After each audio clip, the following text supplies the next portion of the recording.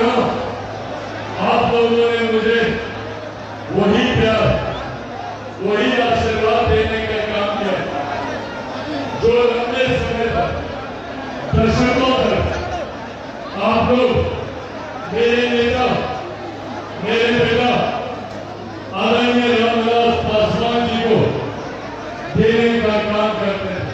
चिराग भैया जिंदाबाद, चिराग भैया जिंदाबाद। समारोह के माध्यम से मैं सिर्फ आप लोगों का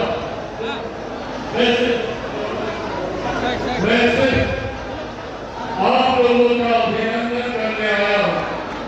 आज आप लोगों की वजह से चिराग पासवान को भारत की संसद में बतौर एक सांसद पहुंचने का सौभाग्य मिला। ये सिर्फ और सिर्फ आप लोगों की वजह से आप सबका बहुत बहुत धन्यवाद। ढेर सारा आभार।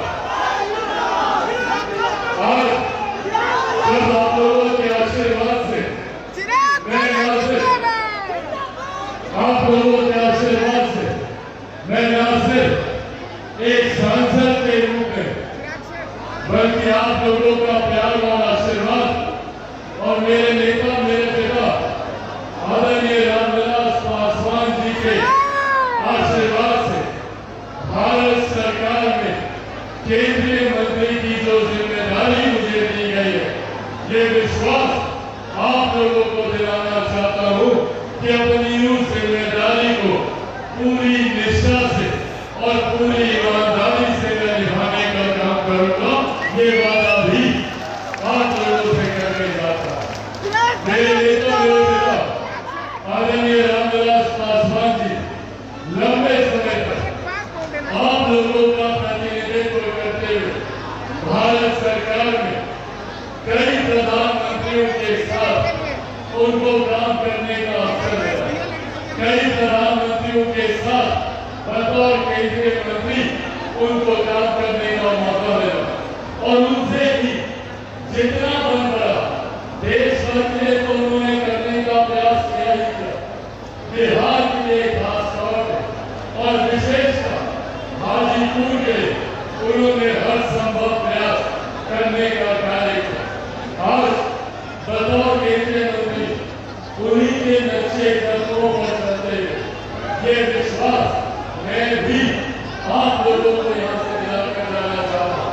देश भर की ये जिम्मेदारी जरूर है मेरे ऊपर, जहाँ प्रधानमंत्री जी के द्वारा दी गई जिम्मेदारियों को देश भर में भी धरातल पर उतारने का भरपूर प्रयास करूंगा। तो वही बिहार और खास तौर पर आप लोगों के हाजीपुर लोकसभा की जनता के लिए हर संभव कार्य करने का दावा आप लोगों से मैं करके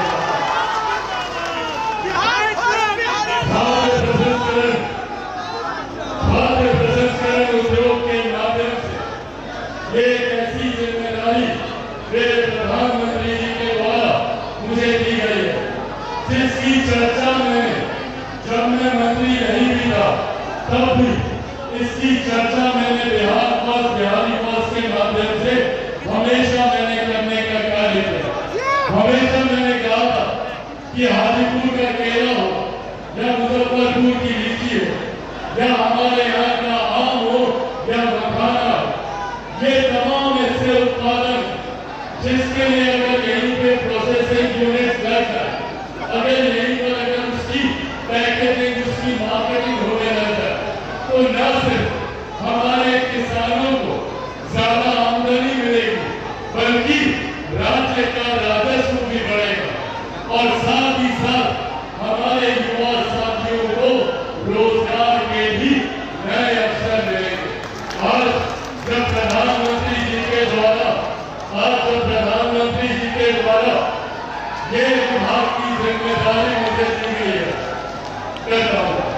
जब इसी विभाग की जिम्मेदारी मुझे से करके जाना चाहता हूँ, जिस तरीके से मेरे नेता, मेरे पिता आदरणीय रामविलास पासवान जी ने विभिन्न विभागों की जिम्मेदारी निभाते हुए प्राथमिकता गरीब वर्ग के लोगों को मुख्य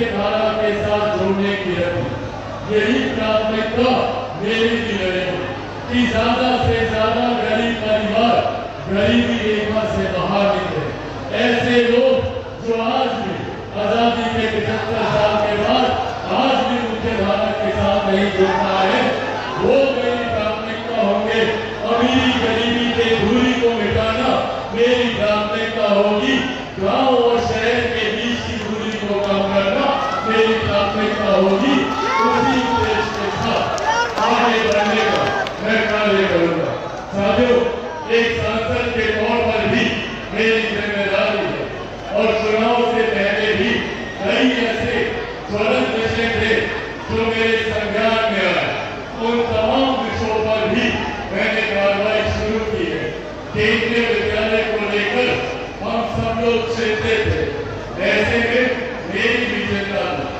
शिक्षा को मैं महत्व देता हूँ और ये मेरे लिए चिंता की बात थी कि केंद्रीय विद्यालय यहाँ पर बंद होने की कगार पर है। पिछले 2 सालों से पहली कक्षा में एडमिशन दिया, वहाँ पर नहीं हो रहा। न सिर्फ मेरे स्थानीय प्रशासन से यहाँ पर बात कर, न सिर्फ डीएम साहब से बात कर, न सिर्फ यहाँ पर केंद्रीय विद्यालय के प्रिंसिपल से बात कर, बल्कि केंद्रीय विद्यालय से ये तमाम वरिष्ठ अधिकारियों से भी संपर्क साधकर अभी तत्काल प्रभाव से हम लोगों ने इसके लिए एक रास्ता निकाला है और वैकल्पिक व्यवस्था इसके लिए हम लोगों ने बनानी शुरू कर दी है। बहुत जल्द पहली कक्षा का एडमिशन भी अब यहाँ पर शुरू हो जाएगा। पर ये एक वैकल्पिक व्यवस्था है। इसके परमानेंट समाधान के लिए हम लोगों ने रेलवे के अधिकारियों से बात की है।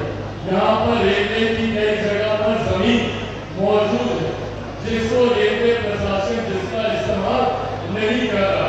तो ऐसे में उस जमीन को रेलवे से शिक्षा मंत्रालय में हम लोग ट्रांसफर करवाने की बात कर रहे हैं, ताकि केंद्रीय विद्यालय का एक अपना भवन यहाँ पे होगा, ताकि भविष्य में कभी शिक्षा को लेकर कोई प्रतिरोध यहाँ पर उपलब्ध नहीं होगा। ये विषय पर हम लोगों ने कार्य शुरू कर दिया।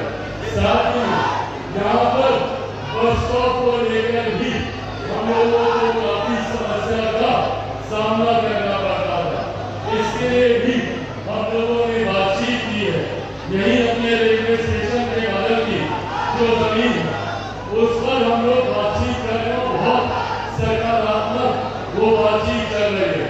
उम्मीद है बहुत जल्द उस जमीन को भी हम लोग अपने हाथ में लेकर उसको भी विभाग में ट्रांसफर कराकर विधिवत तरीके से यहाँ पर बस स्टैंड का निर्माण यहाँ पर हो जाएगा, ताकि आने वाले दिनों में आवागमन में भी किसी को कोई कठिनाई यहाँ पर नहीं।